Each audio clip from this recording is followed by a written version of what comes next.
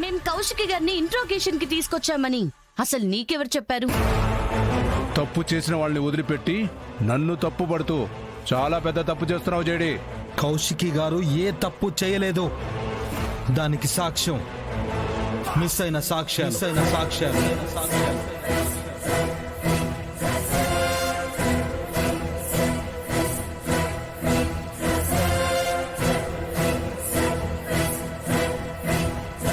JD, ఏం జరుగుతుంది ఇక్కడ? అసలు కౌశికి గారిని ఇక్కడికి ఎందుకు తీసుకొచ్చారు? ఆ విషయం త్రిపాఠి గారిని అడగండి సార్. మేము సాక్ష్యాలు సంపాదించడానికి వెళ్తే కౌశికి గారిని ఇంట్రోగేషన్ పేరుతో లాఠీతో కొట్టబోయారు.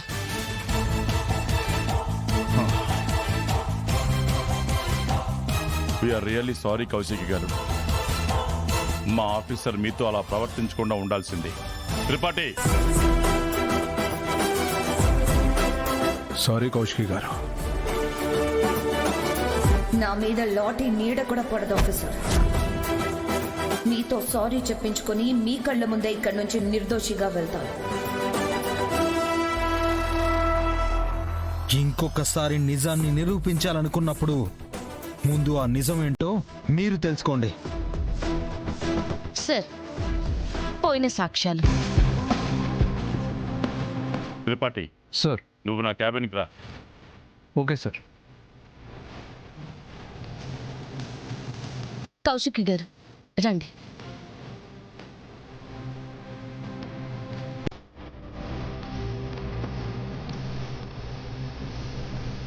సారీ కౌశికి గారు, త్రిపాఠి గారు అలా ప్రవర్తించి ఉండాల్సింది కాదు. పర్లేదు జడి, నాకు తెలుసు నువ్వు నాకు ఈ స్టేషన్లో అవమానం జరగనివ్వవని. అవును, సాక్ష్యాలు ఎవరి దగ్గర దొరికాయి? దివ్యాంక దగ్గర. కౌశికి గారు, దివ్యాంకని అరెస్ట్ చేశాం. మీరు నన్ను సస్పెండ్ చేసినా, నా జాబ్ పోయినా ఆవిడ మీద నేను చెయ్యి ఎప్పటికీ వేయలేను. వజ్రపాటి కౌశికి గారు తప్పు చేయరని జేడి మేడం నమ్ముతున్నారు. నేను జేడి మేడంని నమ్ముతాను సార్. జడి, నువ్వెవరో నాకు తెలుసా?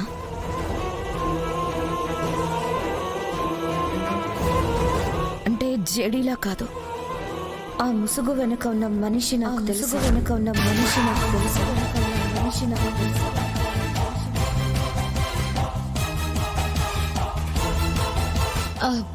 ఎందుకలా అడిగారు కౌశికి గారు? నన్ను నాకంటే ఎక్కువగా నమ్ముతున్నావు. నాకు కష్టం వస్తే అడ్డుగా నిలబడుతున్నావు. నా కుటుంబానికి అండగా నిలబడుతున్నావు.